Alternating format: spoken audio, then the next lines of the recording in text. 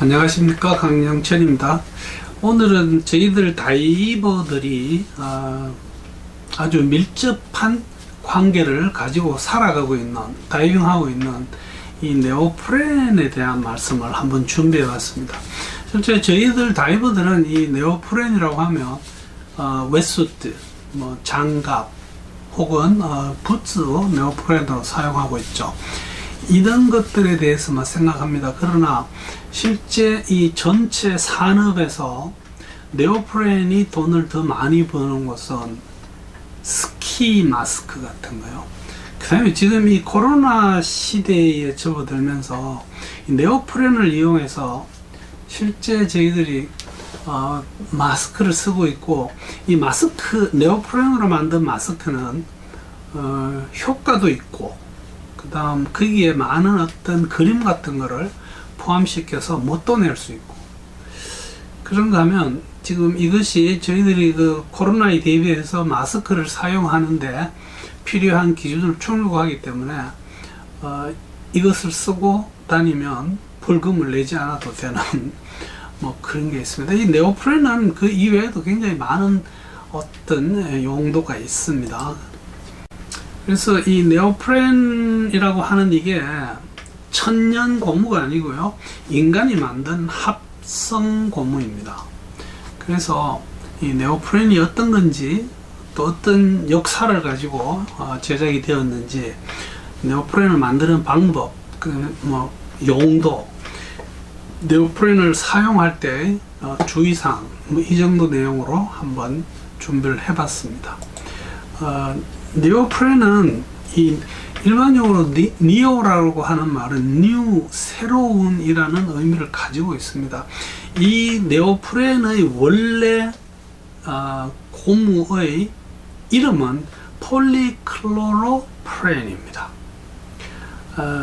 이것이 폴리는 여러 개라는 뜻이 되고요, 클로로프렌의 중합, 클로로프렌과 어떤 다른 물질을 화학적으로 섞는다는 의미를 가지고 있습니다. 이 중합이 폴리머리제이션이라고 합니다.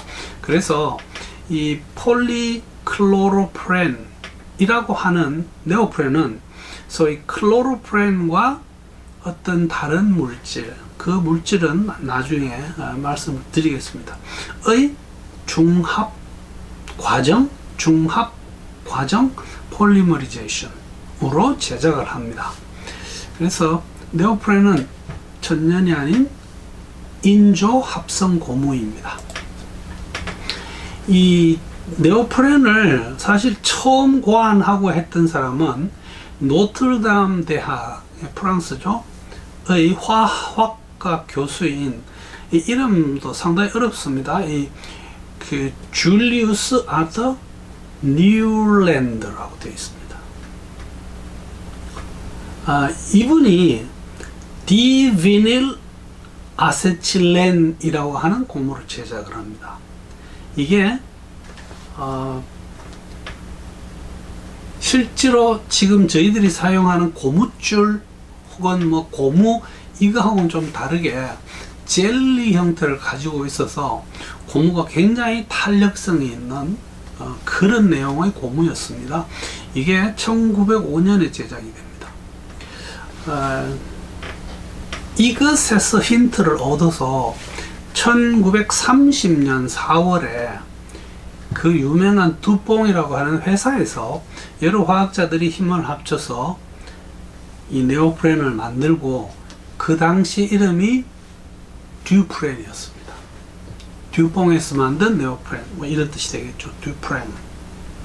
이것이 탄력성을 가진 플라스틱 혹은 탄력성을 가진 고무, 이런 특징을 가지고 있었습니다. 실제 이 2차 대전이 벌어지면서 고무가 굉장히 많이 사용됐습니다. 그때 이 천연 고무를 저희들이 얻어낼 수 있는 양이 제한되기 때문에 이렇게 이 인조 고무를 많이 생산하게 되는 그런 계기가 됐습니다. 만드는 방법은 이게 뭐 지금 그 속속들이 어떤 화학적인 방법을 설명드리기도 힘들고 저도 잘 모르고요.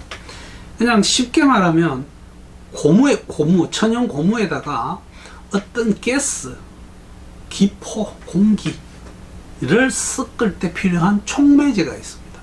이것으로 섞어서 만듭니다. 즉 모노비닐 아세테이트라고 하는 고무에다가 염화수소 가스를 믹싱을 합니다. 이게 섞을 때 그냥 잘 안 섞여서 이 촉매제라는 것을 사용하는데, 이런 어떤 그 촉매제를 넣어주는 과정, 이런 것들을 가황 과정, 황을 가한다는 거죠.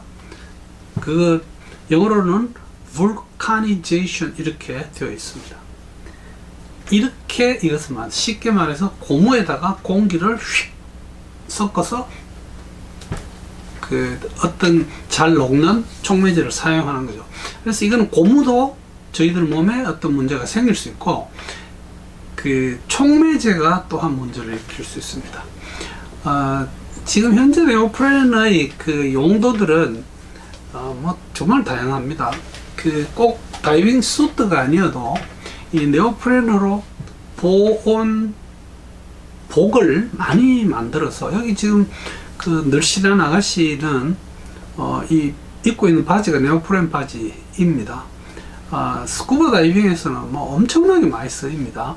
그 두께에 따라서 보온력이 워낙 뛰어나기 때문에 그 한국처럼 이렇게 추위가 계속되는, 사실은 우리나라에서 한여름에도 밖은 30도가 넘는데 수중에 수심 한 30m 내려가 보면 수온이 뚝뚝 떨어집니다.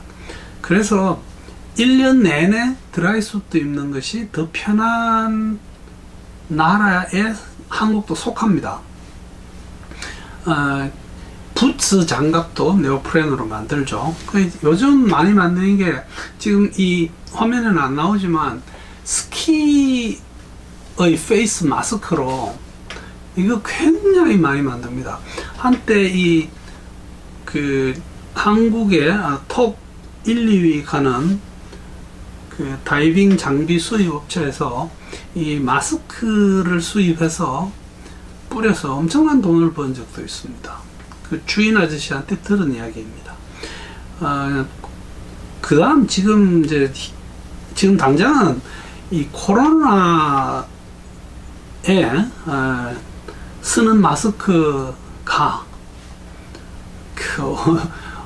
어마어마하게 많이 만들고 있습니다. 이게 심지어는 한국에서 만들어서 미국으로 수출하는 것 중에서는 테니스 용품점에서 만든 그런 마스크도 있고, 교육단체에서도 이 마스크에 그 교육단체 이름을 넣어서 만들기도 하고, 저는 꼭 만들고 싶은 게 이 마스크에 태극기를 넣거나 혹은 다이빙 깃발을 넣어서 좀 만들면 좋겠다는 생각을 합니다. 근데 이 제작비를 물어보니까 기본적으로 1000개 정도를 만들어야 되고, 이게 하나에 뭐 몇백 원 이렇게 되니까 솔직히 저한테 좀 부담이 됩니다. 어디 교육단체 같은 데서 한번 잘 만들어서 보급을 하면 좋지 않을까, 그렇게 생각합니다.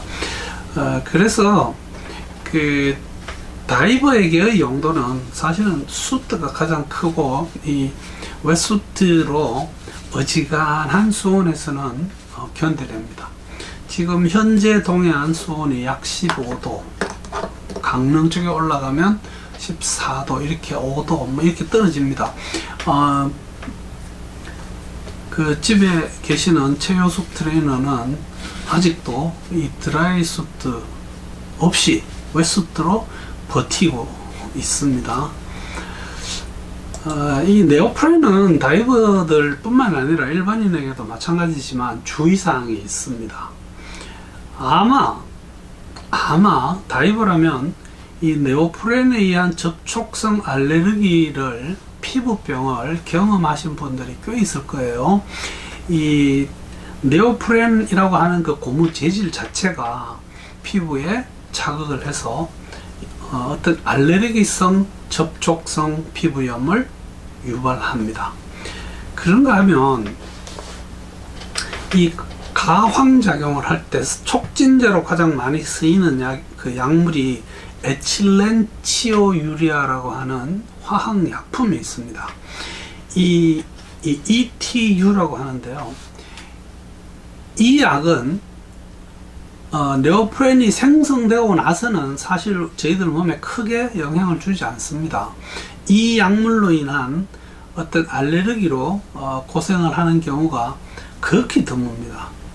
다 만들어지고 난 네오프렌을 사용하는 경우에. 그러나 네오프렌을 제작하는 공장 혹은 공정에서 이 약물을 계속 흡입을 하게 되면 사실은 이거 되게 그 심각한 문제를 일으킬 수 있습니다. 그 중에 생식계통에 독성을 띠고 있습니다. 즉 남성의 경우는 고환, 여성의 경우는 난소 같은데 독성을 일으켜서 이 생식계통을 못 쓰게 만드는 것도 보고되어 있습니다. 그래서 이 정도가 저희들이 좀 알고 있고 주의를 기울여야 되는 내용이 아닐까 이렇게 생각합니다. 그래서 지금 이 에틸렌티오 유레아 같은 경우는 유럽에서 이 약물을 위험하니까 쓰지 말자라고 주장을 하면서 대체 화학약품을 찾는 중으로 되어 있는데 실제로 현재 이미 찾아서 사용하고 있다고 되어 있습니다. 그러나 워낙 싼 약품이어서 여전히 많이 사용되고 있는 것이 사실입니다. 네오프렌에서 저희들이 말하는 이 다이버들의 경우는 이거를 접어서 보관을 하면 그 접히는 부분에 있는 공기 그 셀이 접히면서 깨지고 못 쓰게 됩니다. 그래서 네오프렌은 저희들이 보관할 때는 반드시 어깨에 넓은 폭을 가진 옷걸이를 사용하시고 가급적이면 걸어서 보관하시고 가끔 바닥에다가 이렇게 두는 것이 오랫동안 사용할 수 있는 그런 요령이 되겠습니다. 예, 오늘은 그 네오프렌이라고 하는 어떤 그 고무에 대해서 한번 소개하는 영상을 가졌었습니다. 그 다이버 분들은 많이 사용하기 때문에 어떤 상식적인 내용이 될 수 있으리라고 생각합니다. 예, 경청해 주셔서 대단히 감사합니다.